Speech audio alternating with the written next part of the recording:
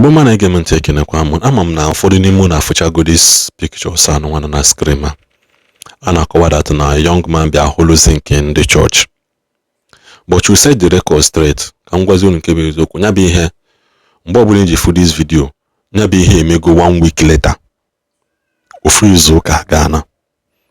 Ka nya bụ ihe mee. And to correct the impression ndị mmadụ na-epuso na social media si na church nọ nka. That in me na parish house. Ma ụfọdụ na ha eje ụka amarọ the difference between church and parish house. Ụfọdụ amarọ ka nkọwali unu ọfụma. The difference bụ ebe eze mmụọ na-ebi na ebe alụsị ya da-adị. Eyotago, that doesn't mean na ije ebe eze mmụọ ahụ ebe obi ebi na ime nweta ofu ọtụmọkpọ okechi dosa. Mana ebe isi mmụọ ya dịzi adị is what he calls shrine. Amana ebe obi ebi bụ ụlọ. Ọ na-alalụ alala ebe ọ na-ehibe isi. Ọ na-akwa ka ọ dị n'ụlọ ụka. So asị m ka nkọwali unu ka unu ghọta. That in me na parish house. Ebe ndị Anglican priest na-alalụ biko nya bụ ihe mere na Anglican church, All Saints Anglican Church. Ka that in me nke dị n'Awka, Nchefugoma the village. Mgbe the thing me, the young man bịa si nọ ọ bụrụ the church building ka ohu. For ndị na-eji epose si n'ohu church building. Ọ bụ na church building, ịma hụ that church building like that. Onwe bụ onye pụtasị nọ na-alụ n'ụka ka ihe osisi ezi nke church. Ihe ebute ihe niile che o ji elu ya gbam, a na-alụ ya ọ na-aga. Ihe ahụ si na parish house. Parish house because n'ụlọ ya afụ the video ma mmecha. The parish house bụ a small ọdụkọ ebe 4 bedroom ka so. Ewe hụ nwe the zinc in one day. Mee the carpenter ji wee jebe ahịa. Mana one thing is still certain. That young man ekwesị nweta foto ya, ekwesị nweta afia ka e wee post bịa ka o nwee ike gama. Maka ndị otu mata ya asị na-share the video na-asị na Jesus should come and roof his house. Jesus eme nka. Jesus is disappointed na. They look for every small opportunity ka ha wee nwee ike gịnị tarnish the image of the church. But we stand to say no. Nya bụ ihe aga etenye n'aka ome.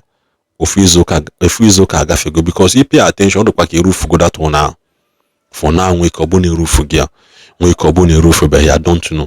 But as of the time for the video, because the reason actually post that because I found more necessary thing for me posting it. So just I'm happy. I be time before I be there. Well, I trend the so na Jesus alaptananda Jesus emenka no. That in me na parish house, not to be father. Eyotago. And that young man. Makwa amara that young man made that thing. Afọfia akwụkwọ echi ya n'ụzọ. Ihe feel kwana na ọ gaghị ya na ndị church nwee ike na ọ gaghị ya na feel no. You cannot go unpunished. Because na imanjenwu na ogwugwu alụsị ọkịja jeje holy head that place na. Whether fake or original, as long as there is something there, my brother, you have contacted something. So you can feel n'ime gị anọ ịga ya na church after all n'ọbụrụ okwu alụsị. Your punishment na-eche gị n'ụzọ. You never can take. Maybe ụwa go ọzọ generation get to come. None of them can be able to build a house or can be able to ikpọta ofu block or ha lụgide ụlọ lue mgbe ahụ roof onye ahụ ihe kalụ n'ukwu daa nwụọ. You never can know the punishment na-eche gị for doing such a thing. Ndị be anyị kala obi o. Ndị mmadụ kala obi. So tupu ị na-emekọ ihe jekwa je juwe ese ka mara onye gị na-emekọ ihe onwe gị ebe ọkpala mkpamkpa songwe that you have to pay because within that when their punishment comes it affects everything around them.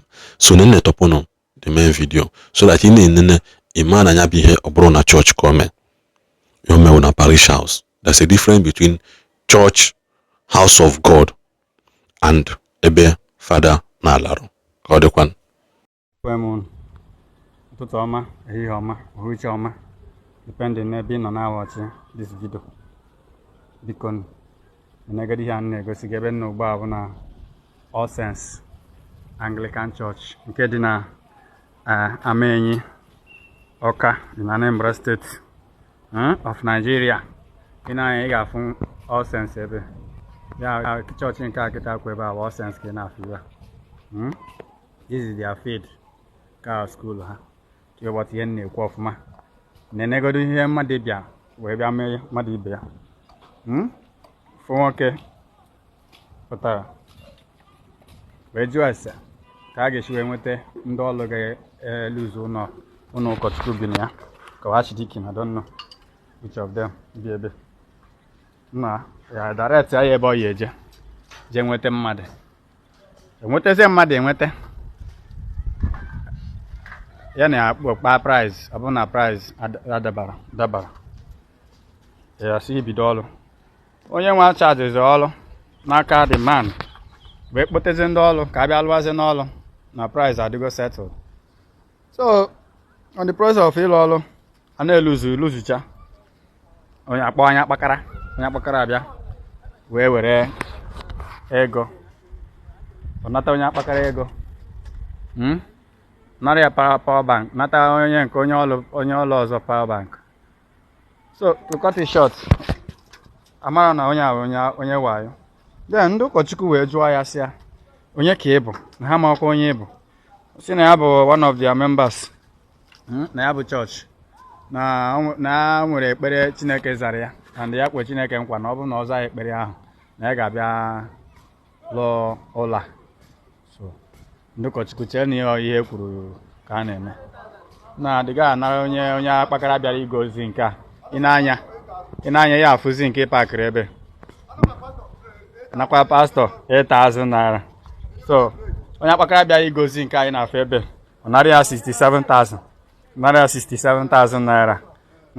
Narị ya fon ya nakwara onye ọrụ power bank ya wee sị onye ọrụ bụ kapịnta ya jewe na ebe a na-ere building material ya jee gowe plank gowe 2x2 gowe osisi a ga-eji mee roofing n'ụlọ.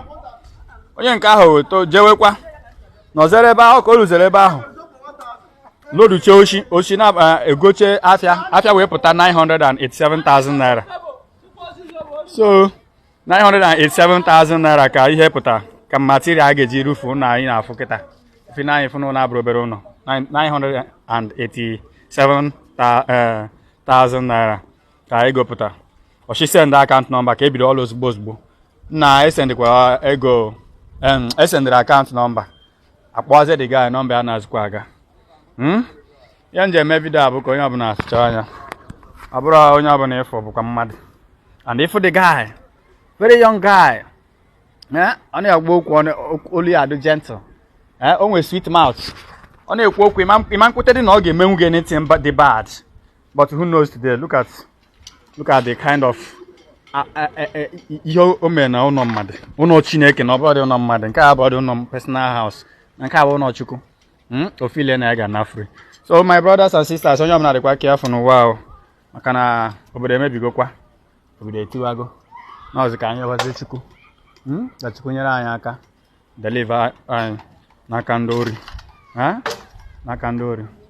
nakọrọ ihe mmadụ mere ịma na ịdịrị already inyere renovate ụlọ ịbịa jiri ụzọ aghụghọ bịa kpokọrọsie property ndị mmadụ wee na so ọkwa nke anyị na-afụ n'ụbọchị nke tata asị ka nkọtara ụmụnne m tata bụ Thursday July 2026 Thursday July 2023 2026 ka ihe a na-eme na All Saints Anglican Church Amenyi, Awka, Anambra State of Nigeria. So have a nice day. Ise n'ike onye ọbụla gbadokwa anya na Nigeria adịgokwa ka ọ ya adị. Anything can happen.